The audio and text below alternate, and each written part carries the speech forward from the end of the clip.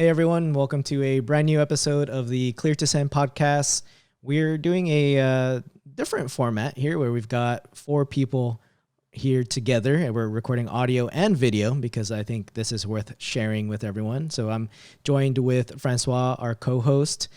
We've got Robert Boardman from Mist and Sunalini from Mist as well. How are you guys?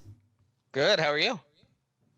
Doing great. Thank you for joining us on this episode. It took a while for us to get ready, but we got it going, I think. The joys of Skype. What can we say? Right. Technology. Right? It's supposed to be easier, but sometimes it makes it more complicated. Francois, how are you doing? How are you doing? I'm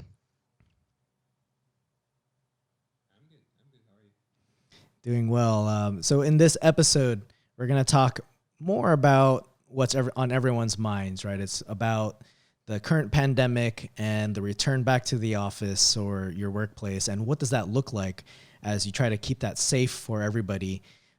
You want to consider a lot of different things, like how many people are going to come into the office and ensure that they don't exceed that occupancy level, or maybe you also want to be sure you get alerted on those types of issues, and maybe you want to track where certain people are just in case somebody is, say they have the symptoms. You want to be sure to do that contact tracing that is talked about all the time.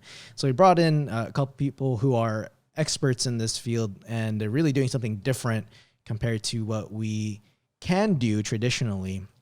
So why don't I head this off to you guys over at Mist to describe how this is different from what we currently see out there.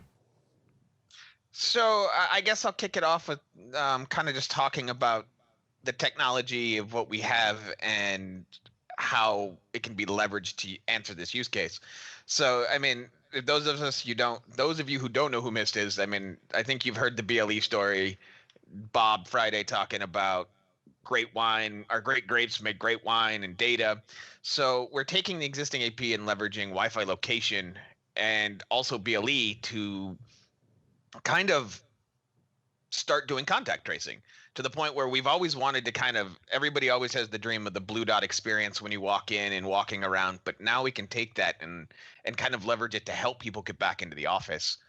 So you can, so basically you have Wi-Fi that's already built in, Wi-Fi location. That's kind of a starting point for most people for contact tracing, kind of using the associations of where people are and how, kind of getting an assessment of what's going on in your environment. And then you can go even further with, say, BLE, which Sunalini will show things that you can do with that and take both sets of that information and get yourself a nice kind of system for bringing people back to the office.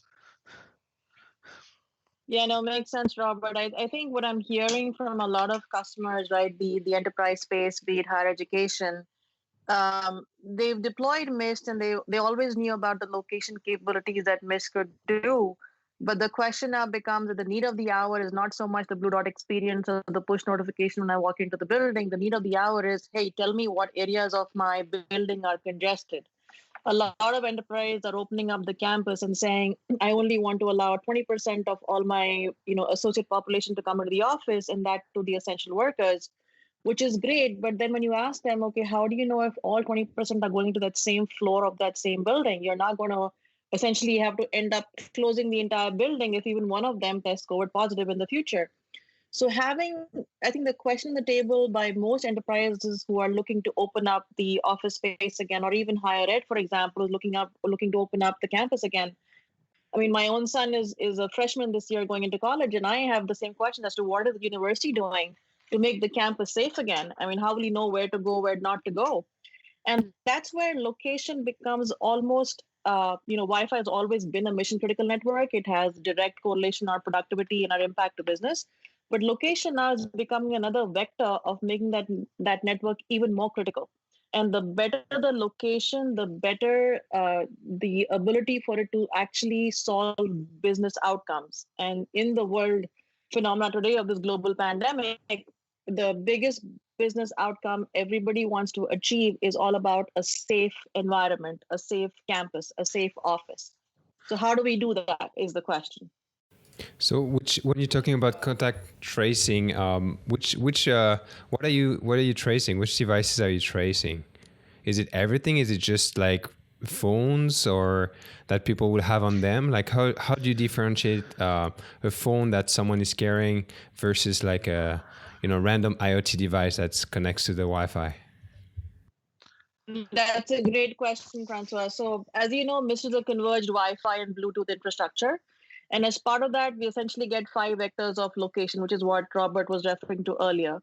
So, on the Wi-Fi side, you have the ability to listen to and locate connected Wi-Fi devices as well as unconnected Wi-Fi devices. And the passive piece, the unconnected Wi-Fi devices, is more used for public venues where they want to look at hotspots of on a floor plan, so that people can self-police and not go there and avoid congested areas.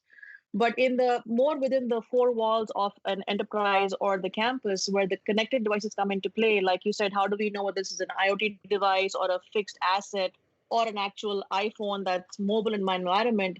That's again where the intelligence we have put behind the MIS platform comes into play, because if it's a fixed device that's not moving, we will not be including it in that contract tracing data set. If it's an IoT device which is connecting to a certain SSID, we will not include that in that contact tracing data set. The only things that we will include would be the employees that are mobile that are connecting to your network. So this is again where we combine your connectivity and association data along with the location for that MAC address, because yes, all devices are connecting to the network, but it matters to what SID you're connecting to and whether you're mobile or non-mobile, and we take that out of the consideration set. So that's one aspect. The second aspect, sorry, go ahead, Francois. I was going to say, is it something that's done automatically in Mist, or is it something you have to set up when you set up the location service in the dashboard? So the ability to take out fixed devices that are non-mobile is something that we are automatically doing within the occupancy analytics, especially for the COVID use case, because there's no point, when we talk about the 3 use cases that we're trying to solve, the first one is the real-time occupancy for the enterprise, right? So if a 20 people conference room is now supposed to have only 5 people, and I should be able to report through the MIS portal in real time, are there 5 people or more? And that's where that 5 people should not include any fixed devices or any IoT devices. So we look at the mobile clients, we look at either laptops or iPhones, or even the source of truth often becomes a Bluetooth badge, for example. So this is where we go back to the 5 vectors of location, where apart from just leveraging Wi-Fi and connectivity as a source of truth, we actually also leverage the Bluetooth arrays that are built into every missed access point, which can give us location now, also leveraging Bluetooth badges. So you get these Bluetooth stick-ons, and I'm sharing on my video, you get these Bluetooth stick-ons that attach to your regular access badge, or you even get these Bluetooth lanyards that can attach to a badge, and now you can get continuous location everywhere. So think of a use case where I have a laptop, I have an iPhone, and I have a badge. I may leave my, laptop on my desk. I may go to a conference room with my badge as well as my iPhone. So obviously, I don't want to be counted as 3 people for that office building. I only want to be counted as 1, and that's where the badge would become the source of truth. And by leveraging the MIST BLE array, you sort of get that capability. Another good thing about the BLE badge is also not so much about even just the contact tracing or just the proximity tracing, is also thinking about it when you're cleaning the office, when you're doing that badge is following that person, and you're also looking at the dwell time of that as well. It's like, okay, if we know it takes 20 minutes to properly clean this space, that badge was only there for 10. You know what I mean? You're now able to take it not just tracking people and their movements, but tracking the other parts of what are necessary to be safe in an office or in an area. That's a great point, Robert. In fact, some of the customers we were speaking to presenting the contact tracing solution, they actually came and said, hey, I can now use this solution to actually make sure that the cleaners are going everywhere they're supposed to and spending the amount of time they're supposed to actually deep clean that space versus just do a cursory cleaning. So this technology definitely is finding a lot of use cases that we wouldn't have even thought about before COVID hit. So. That's when you start to talk about privacy, right? So there's also what's nice about privacy is what we're doing is we're not actually on those BLE badges. So now with Wi-Fi location, the device, you broadcast the name of your device, or you're using 802.1x, so that you're known at that point in time. But with the Bluetooth badges, that's all done by a UID that's randomized, that you can A, not care who it is, B, let your HR department know who matches that UID. UUID. I wish they come up with better acronyms sometimes. But that way you're not into a place where IT is now policing people, or you can avoid those privacy concerns, because I mean your HR team already knows everything about you. They have your social, they have all of this information. So let them continue to manage the ID. You as a person who monitors this want to see how Okay, many so people. You don't care who they right. are. So this is anonymized then to somebody like an operator, where I can't be like, all right, well, let me see where my CEO has been for the past 6 hours Exactly. type of thing. Okay, Exactly. but it does hold certain roles accountable, where if a room needs to be cleaned for, it takes about 30 minutes to clean that room if you're going to do that deep sanitation of that room, and you can see that that person, the cleaner, has only been there for 15 minutes, then possibly there's a problem there, or maybe a process is being broken, and then that could be addressed in training, for example. Exactly. Yeah. And to that point, Rahul, I'm actually sharing my screen now. So this is where, if I look at the proximity tracing use cases that come up, typically they are sorted into three key categories. The first one is user journey. So whether it's the cleaning crew and where they have been, or even a person who's self-identified, and you now need to track where all they have been on campus, this is where the user journey response comes into play. So what you can do within the MISC Premium Analytics portal essentially is give the time frame of how far back you want to go to locate this person, give the amount of time they have been in contact with another person at least. So typically they say from an exposure perspective, we should have been with the person for at least 15 minutes. But you have the ability in our system to say 1 minute of collective dwell, 10 minutes of collective dwell, 5 minutes, whatever you want to choose as a metric. You can choose whether you want to locate this person based on a badge ID, which is where the asset comes into play, or even a Wi-Fi, host name or .1x. And then you can talk about what is the actual device name. Now, the device name here could be the anonymized badge ID 1234 without knowing who that badge belongs to. So like you said, I'd never know where my CEO is. But yes, if badge 456 came and said, hey, I've tested COVID positive, I can now enter 456 here and see where they've been. Once you enter those query parameters, essentially now we can locate within 15-minute intervals exactly what are all the zones that this person has visited. So from a user journey perspective, as it pertains to proximity tracing, I now know that I need to send my cleaning crew ASAP to inside sales, my Wally conference room, my engineering area, my break area, because a significant amount of time in the last 2 days has been spent there by this person. I can now also provide a quick summary of, where was the majority of time spent. It was mostly in the Wally conference room. So that should definitely be deep cleaned to mitigate further exposure. And then overall, this person in the last 2 days spent, visited 4 areas with an average visitation per zone about 800 minutes. So which is, again, predominantly the Wadi conference room. I also now know while this person was in those 4 zones, who else was there. So you can now see, okay, there were 13 other people who could potentially have been exposed to this person because they were there at the same time that this person was visiting those 4 areas. And now we can go deeper again based on either the badge ID or the Wi-Fi host name, knowing exactly when this infected person was in what conference room or what open desk area at what timestamp, who else was there, and also arrive at, again, leveraging location on either Wi-Fi or Bluetooth, what is the actual number of people I need to now identify, letting them know that they may have tested COVID positive. So here you can see that the 16 contacts, the 13 contacts we called out over here, these are the badge ID names I have or the Wi-Fi names that I have. I know exactly how many times they met this person, so whether it was 1 encounter, 2 encounters, 3 encounters of the last 2 days. What was the total duration time during those visits, and what was the average dwell? So all of these 13 people need to be notified ASAP now because they have spent more than in an hour in some cases with this person, either in one session or over the duration of 2, 3, 4, 5, 6 sessions. And that is again where leveraging Wi-Fi, leveraging Bluetooth as the collective source of data, being able to see exactly where you were in which area on the floor.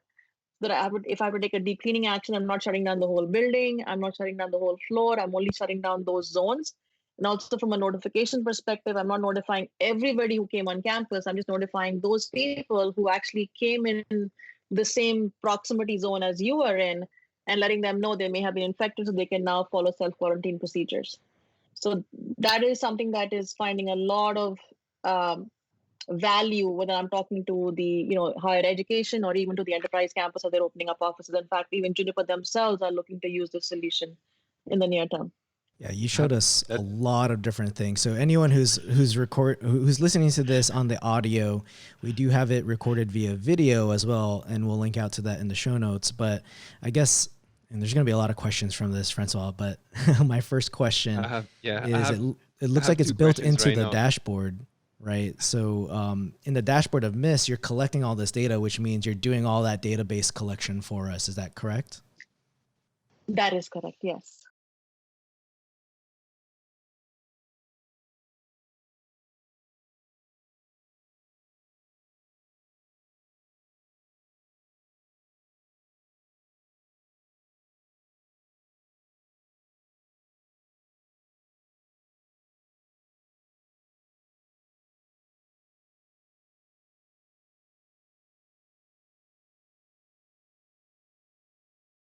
As well? So I think we're providing the data. Whatever system you're using, so you can stream all of this. I might be talking too much in the future, if not, but via API or webhook. And so you can stream this to whatever device, say a ServiceNow app or something along those lines, where it's Slack or we're SMS. we're providing you the information. How you disseminate that information is your choice. And yeah, because it's all has an API backend, you can automate it to, like you said, do whatever you want to do with it. Yeah. You could have a COVID Slack bot. There you go.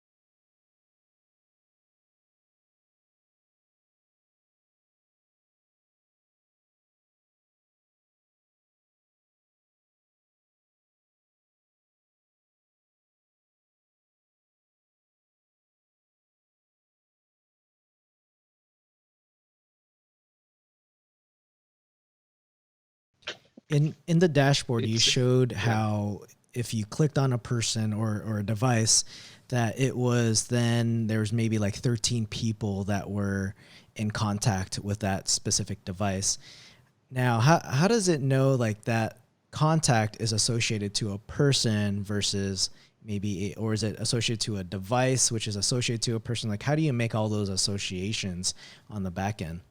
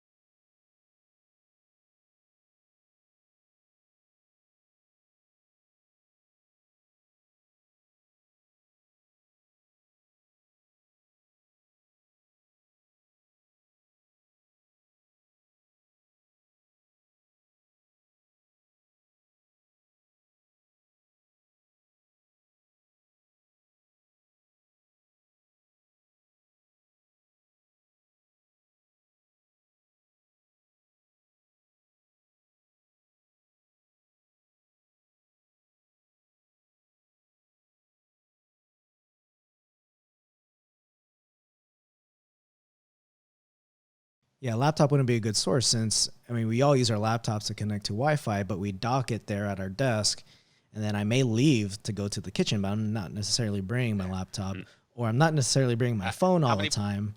And the badge would be the good source of truth because you need that badge to access everywhere in your office.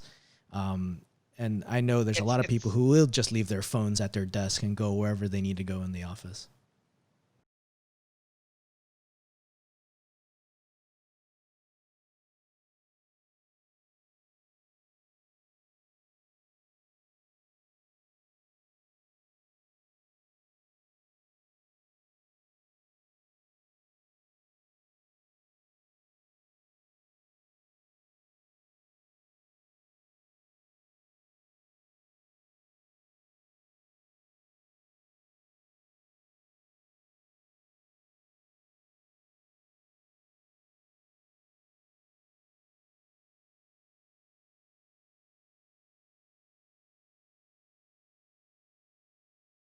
Yeah, I was going to say, what do you tell to customers that don't currently use BLE badges?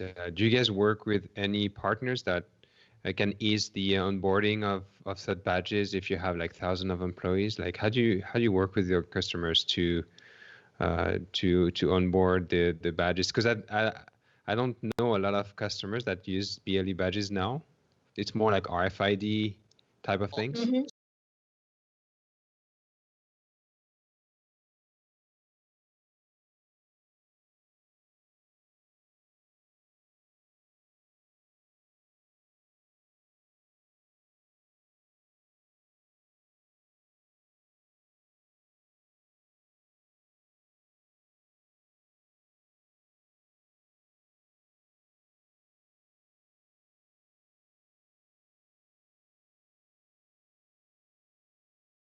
Oh yeah, So that'd be nice to just test out.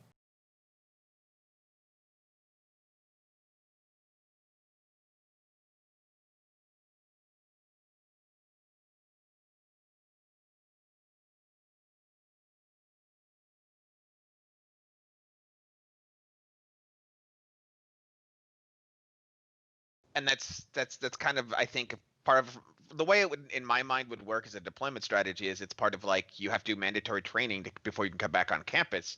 That means you should probably have to stop by and pick up a sleeve or a lanyard for your badge, and there you go. And sign off on all those privacy documents. Well, I mean, and it's for your own safety this time, right? Yeah, that's for. I mean, the whole purpose is for safety. We all know there's gonna be some bad actors out there, but I mean that's up to the organization to try to control that. And you've already put in a lot of controls yourselves to just display anonymized data. And then there's certain people that have maybe the actual data, right? When you do need to find that person who's got the symptoms, then that's when someone else can dive into the identity of that device. Well, yeah, that's where organizations have to take a look and try not to put that all in their IT department to become the public and safety health. I like to think that the IT it's the infrastructure. It's how you get it. It's not, we don't care what you do with it. So that's the big thing that I see happening. Now we did talk about BLE a lot. And maybe there's somebody who wanted to do this via Wi-Fi. Can we go into the reasons why Wi-Fi is not necessarily the best for location tracking? Well, I think it boils down literally to the problem we've always had with Wi-Fi location. You get 5 to 8 meter accuracy. It's good. It's a good starting point. Like when we build our zones, and it kind of, if I'm correct, they say 15 feet. Am I right? It's only for the COVID being within range, 15 feet, I think it is. They say about 6 feet minimum. Like that's the CDC guideline. Social distancing is 6 feet apart, but you won't get that level of accuracy with Wi-Fi. And like you were saying earlier, Robert, even if you use the AP, associated to as a proxy for proximity, all the challenges there as well. So. Yeah, and many locations have not been designed with location in mind. It may just be coverage. And I've done this before where I just put in location tracking, but I use the existing AP locations. And every time my iPhone would say I was about 2 rooms down the hallway and I was physically right by the AP. So, I mean, you have those challenges, and it's not going to be one of these solutions where you just, let me get the solution that the vendor offers and then implement it. And then I have all this location tracking. It might not be as accurate as you think it is, especially with those sticky clients and passerbys joining to the Well, access point. There's a lot to consider than just a solution you could just bolt in there. you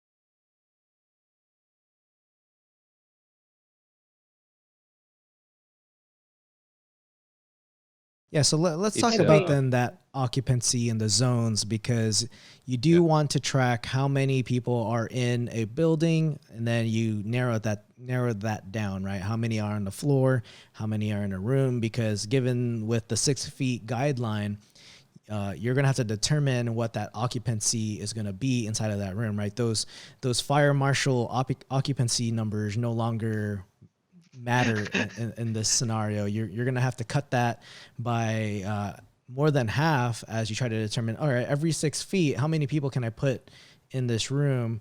You're sharing your screen here where you've outlined zones. Can you go into starting from the beginning about creating these zones and how they're gonna help out here? Sure. So what I'm sharing on my screen now is the location view, what we call live view. And here, essentially, what we've done is, apart from just knowing the number of people that are connecting to my network, we're trying to give like the location context, those connections to whatever degree possible based on the Wi-Fi location. And what we also do, in addition to the actual XY of the device, is create these zones, which are essentially these polygons on a floor plan, where we can further segment the floor plan to say this is conference room one, this is conference room two, this is my engineering area, this is my firmware development area, this is my DevOps area. And this feeds very well, so especially when you're talking to the environmental health and safety teams, when you're talking to the spaces team and they're already doing something around space utilization, for the security team to take action and to know what's the allowed capacity per area, they need to have this concept of zones deployed on the floor plan. So they can actually say it's not just AP1, AP2, AP3, because that has no meaning or any context to the environmental and safety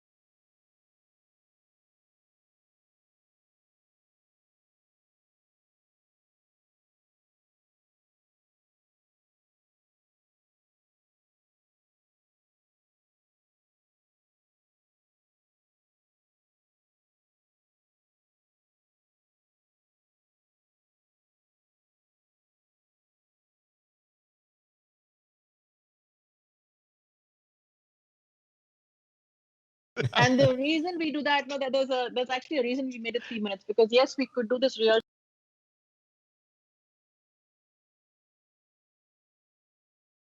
not really be occupancy.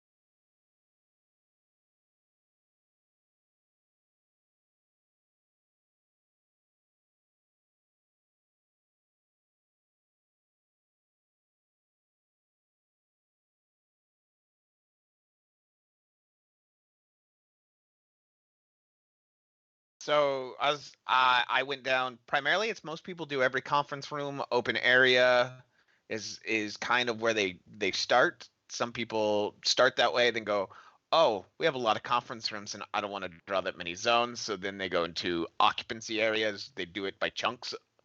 I don't want any more people in this chunk. I don't care where in the chunk you are. Just I want. So it depends on how much patience and how detailed you want to get.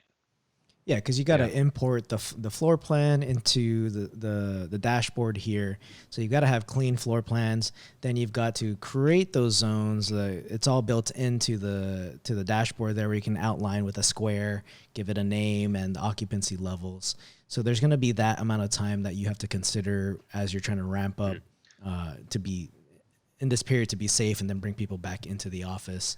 Now the question is, can you import your existing like Ekahau files with the floor plans and then just kind of use that as well with the analytics? You can. So if Sunalini, if you go to location and just show them, it's literally you can add your ESX file, add APs to the floor plan, APs and BT11s, because if I'm correct, BT11s are in Ekahau. You can just import all of that information, drop it. If you have a CSV, you can tie it to MAC addresses and just pull it all in. So you can import this in batch and just get started and kind of divvy up the work as far as creating those zones. Does it import the Ekahau area as a zone? I was gonna say no, but that's so maybe in the future. Maybe in the future, I see that data's there. I don't see maybe why with we the use of it. AP tags. I will say talking. What I really like about the zone creation is I was creating zones the other day for the first time, like really creating, sitting and down and doing it. And for a guy who's got to draw Ekahau walls all day long, I really like the zone creation. Whoever came up with that, Sunalini, I will tout that as awesome. So every time you move a corner, you get a second in between dot that allows you to adjust. So when you can get really fine detail into it, and it's like, oh, why can't more systems be based like this? Yeah, I would like to agree. I went through the same experience yesterday. Now when you built the zones, I saw the alerts. How are those alerts done? Is it like an email alert, dashboard only? Is there APIs where you can then shoot those alerts wherever, like maybe it's Slack, maybe there's a channel where only the people who need to be alerted get that notification and they need to act on it? Or maybe even ticketing system, I don't know. It's missed, so you know your answer is going to be an API, right? I was going to say, we're an API first company, so the first thing that we're is adding a webhook so that, when you see any of these zones become non-compliant and they stay non-compliant, for again, like a 5-minute time period. So it's an actual true, non-compliant state. That's when we'll be triggering a webhook alert. And that webhook alert can be consumed by ServiceNow as a ticketing system. That webhook alert can be turned to integrate with the Slack channel to have a Slack alert happen. But we're also looking at adding emails. For example, like the security team says, "Hey, I don't have a platform to consume webhooks. What should I do?" We're like, "Well, great. We'll create that webhook to also be an email to you." So.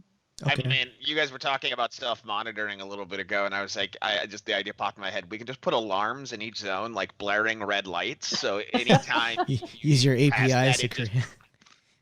Use it, Yeah. Just shoot a. I mean, on the most basic non-enterprise levels, just an IFTT, take in that API, kick it out to just some wall-mounted No, just alarm. Just change all your lights to Philips Hue. Tie that in with the API. Smart lights. There we go. Yeah. When you reach you reach the hot zone, once you reach that occupancy level, start blinking it red alert. that's gonna be Ryan's next next automation project. I mean, honestly, because if you're using the Mist APs already, you just use the IoT port on the AP and just have the light in the siren go off of it and trip it. So I mean, exactly. You go down. You can get really creative and fun with it. Maybe I'll try it at home. I'll annoy my family members with it, but I think it's a nice way to see what's possible, right? Tie it in. Yeah. Everyone's asking for IoT devices, all these IoT light bulbs and all different types of devices that'll be IoT based with API. Might as well tie it into the whole occupancy analytics. So another good thing another thing gets brought up is we designed a lot of times, like we used to say this, it's like location was always a sizzle. It was like, oh, this is really cool and I'll do this one day, but I need Wi-Fi. So, and as you know, with Bluetooth and stuff like that, we design Wi-Fi networks. You're not always ready for Bluetooth when you design a Wi-Fi network, because depending on your capacity needs and your size, Bluetooth takes a little more. So you also have the ability to just augment with, like I said earlier, like a BT11, where, okay, I've got Wi-Fi today. If I need Bluetooth and I didn't design with Bluetooth in the matter, I don't have to go out and redo my entire wireless network. It's just throw a couple of Bluetooth BL11s or beacons in some instances. We have a couple of we support all of them, don't we, Sunalini? I'd assume. Yeah, so it is possible to use third-party beacons, Bluetooth beacons, and if you need more of that BLE functionality, you could sprinkle that around. Yeah. What about cabling? Well, so if you're using AP43s and BT Power, you can string, I think it's 3 BT11s off of an AP43. Correct. Yep. Okay. So cabling on AP40 or BT11s on AF Power, you can string 3 off of 1. So you need 1 port for every 3 BT11s. Okay. You are daisy chain, not string. Yeah, you're daisy chaining them, so it saves on the cost. 11, and it's significantly cheaper than buying another AP. So it becomes more approachable to actually put a good Bluetooth network up without affecting anything.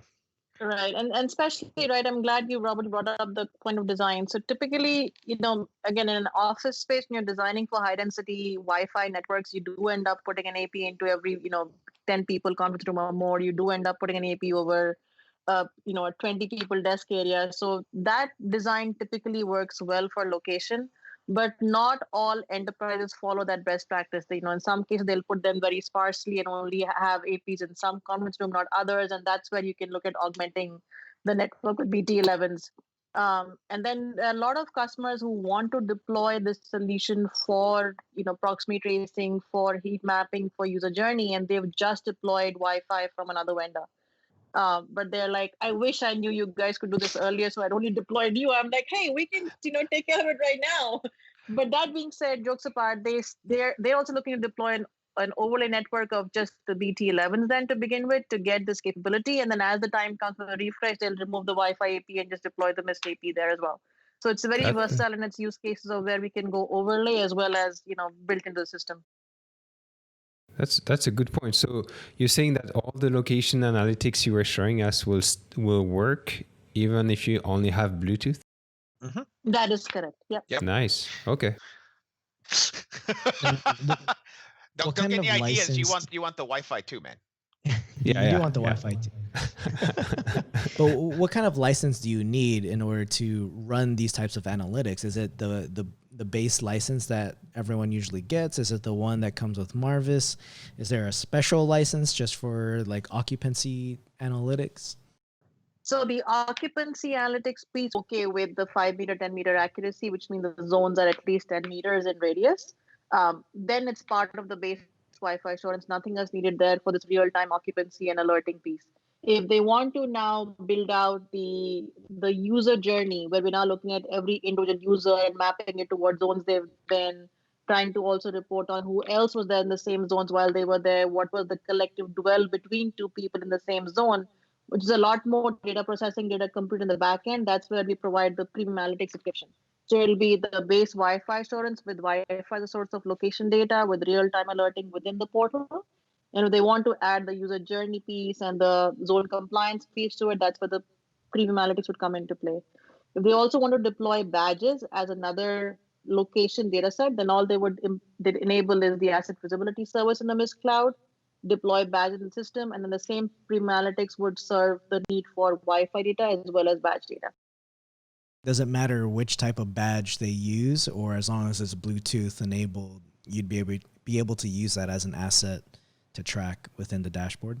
Yeah, any third-party Bluetooth badge will work. We do have, we validated certain partners badges like the HID Bluetooth badge or the Contact IO Bluetooth badge or Access badges or Blue Cats. But again, any third-party Bluetooth badge which is transmitting some iBeacon signal can be picked up and located. Again, that's the beauty of having a standards-based platform. There's nothing proprietary here. So in terms of accuracy, like if you compare a Bluetooth badge against an application that you would have on your phone that transmit Bluetooth as well, which one would be the most accurate? I would say the application would probably be more accurate, but only when you have that application up and running are you actually transmitting. So yeah, you're right. So yes, the mobile app is the most accurate, as Robert said, because you have a two-way interaction between the Mist SDK and the mobile app and the Bluetooth arrays, and you get about 1 to 3 meters of accuracy. That's what powers that blue dot and an indoor GPS wayfinding use case. But then from a batch perspective, which is transmitting typically, twice a second or thrice a second to conserve battery on the badge, you're looking at about 3 to 5 meters. So if you want to get to it's more like a passive. In a 5 people conference room, exactly right. It's just transmitting, the signals being heard and located. You're able to get to 3 to 5 meters pretty consistently. So. Yeah, I think that's important to point out. Yeah, it's the one problem that I see with the app is two problems. One, unless you have an app development team, that's something you have to do, as well as app's got to be up and running. So having the app on your phone isn't good enough. You have to be up and running the app. You mean Marvis isn't creating this app for us yet? I thought so. Marvis can enable the app for you. we can power the app. We're not going to create it for you.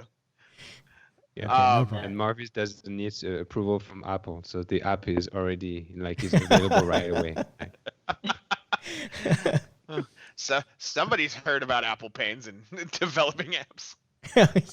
There's a lot of stories. Yeah. I wanted to go back to proximity tracing just real quick, because you are able to see where a user has gone and what potential people they may have came in contact with. But what's that, I guess, I don't know the lack of a better word for it, like the time, like that dwell time with that person. Like, what do you consider there? Because is it just me passing by within a certain amount of feet of that person and now he's added to that list? Or do they have to be in that same proximity within 6 feet or in the same zone for how long? That's a great question, Robert, right? So as per the CDC guideline, what they're recommending is that you should be in proximity of this other person for at least 15 minutes to have a high likelihood of exposure. Now, given that we are still learning about this virus and there is no definitives or guarantees, what we have provided in the system is a very flexible model where, yes, you could go in and say, hey, only show me those people who were in my proximity for at least 15 minutes. And the report will then run and only show you those people that you actually spent minimum 15 minutes in one session. But you could also go down to a 5-minute interval or a 2-minute interval to see how your blast radius expands if you reduce that collective dwell time. But that collective dwell is very important, like you said, because again, you want to get clean data, right? You don't want to be alerted on, I may have passed a person like 10 times in the day while going to the coffee room and coming back. That doesn't mean that either, I got infected or they got infected. It just means I passed by that person. So that collective dwell concept, which is not, something that a lot of other vendors do or consider, is something that we do focus on as a metric to identify were you really in proximity of this other person or not in that particular zone versus just passing by. Okay. I mean, this is pretty good information, and we're pretty much like close to the 50th mark.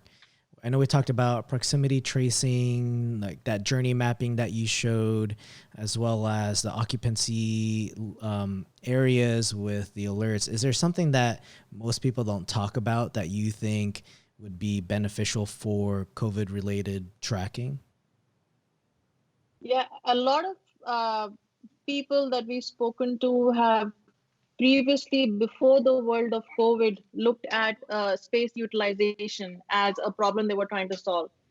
And they've deployed IR sensors or some other overlay, camera network, for example, to just get to know the number of bodies in a room.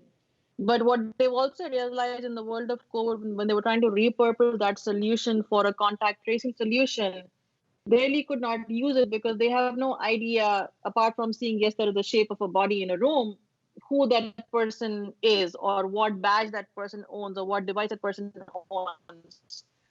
So people who are trying to transform a space utilization solution to a contact tracing solution are realizing that that is not, the right way to go, and they do need the network helping out. So they do want to leverage location data that the network is generating to further complement the space data, so they can get the same zones in both systems. But now that same location data can solve not just the utilization problem, but also the contact tracing user journey problem. So that's just one comment I want to make out there for people who are thinking of, hey, can I use my existing space data to solve this problem as well? So. Okay. I guess I have a question then.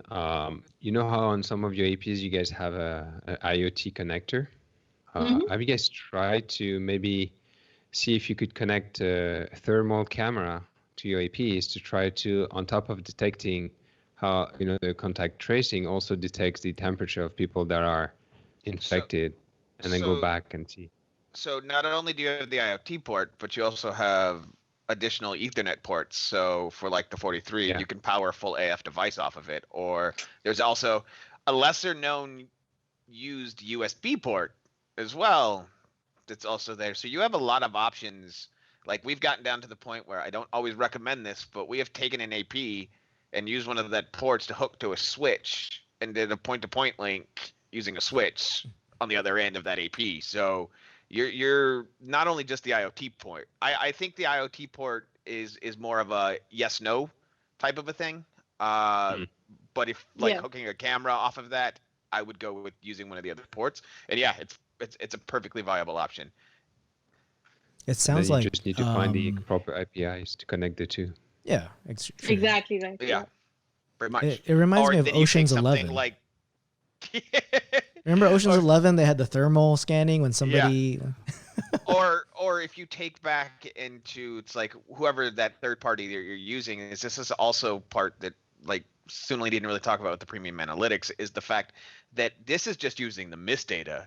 We can actually ingest, as long as it's back at a certain time, we can ingest somebody else's data as well to further expand upon this. This is directly just what we do. Imagine if you could take that thermal and now you could say, hey, somebody's got a high temperature. Not only do they have a high temperature, now they could flag based on that thermal camera, based on the UUID of their badge. You could get all kinds of crazy into this. You could probably tell somebody they had COVID if that's an actual viable way. Automatically lock the door so they couldn't get in. Here comes the sales. Yeah, sorry, I'm on the sales side now. Sorry, hold on. Honestly, first, if we're gonna start this off first, it always goes back to design. You need to, if we're doing this a greenfield, then we start off and we do a proper wireless design. and then depending how deep down the rabbit hole you want to go, are we going into Bluetooth? And then we start looking at the Bluetooth design as well. Do we need to add BT11s and things of that nature? Then going after that, are we using third-party data? And then we need to go, okay, if we're using third-party data, we're getting in contact with Sunalini and we're figuring out how to integrate that into premium analytics.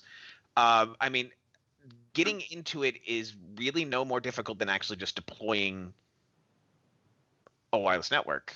And then it's just setting up your dwell times and things. You just take that extra step to make sure that you're adding the location part of it now, where building the zones, building the floor plan. So, I mean, we've made bringing it in, I think adding the Ekahau areas or possibly maybe the Ekahau walls data as creating zones would be an awesome addition. Tags as well would be an awesome addition. I'm not the guy who had to create it, so it sounds like it'd be very awesome to do. But so yeah, I think the biggest change outside of your normal day or your normal deployment would be the addition of zones.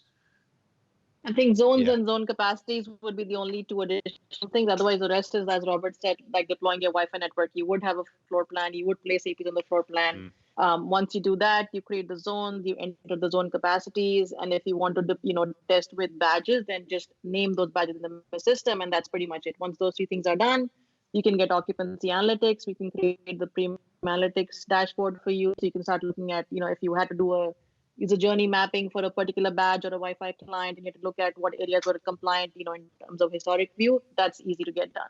So. And you have to wait for a certain amount of time for the data to start to be like to tell a story, or do you have like some type of thing, calibrationing in the backend happen, or can you just start looking at the data right away and then act upon it? The occupancy analytics is right away. As soon as those zones are created and defined, they'll know exact devices which are like, stationary and not mobile and all of that. So it does would run it 18 hours to get the report will be, I think it's locating. And then over 18 hours, it will say these are fixed devices, take them out. Once that's done, then you're getting clean data right away. And the same thing for the pre-analytics, because you're looking back in time, 24 hours, 48 hours, you want the data to collect for at least hours before you can start using that report. So awesome. Okay. Nice. Yeah. Okay. And this, Francois getting ideas. It creates a lot of ideas in our mind, especially with the API capability. So you could extend it beyond what is already there. And I think that's what's also important, is not knowing what you can provide, but what can be provided externally by development, right? Yeah. Absolutely. So I thought this was a great episode, and it opens up other ideas for future discussion. People actually find, and where can people, they want more information from Mist? So they can go to mist.com/contact tracing, and there we have a solution brief. We have overall description of the solution. And then, of course, they can always reach out to sales@mist.com to get further discussions on this subject.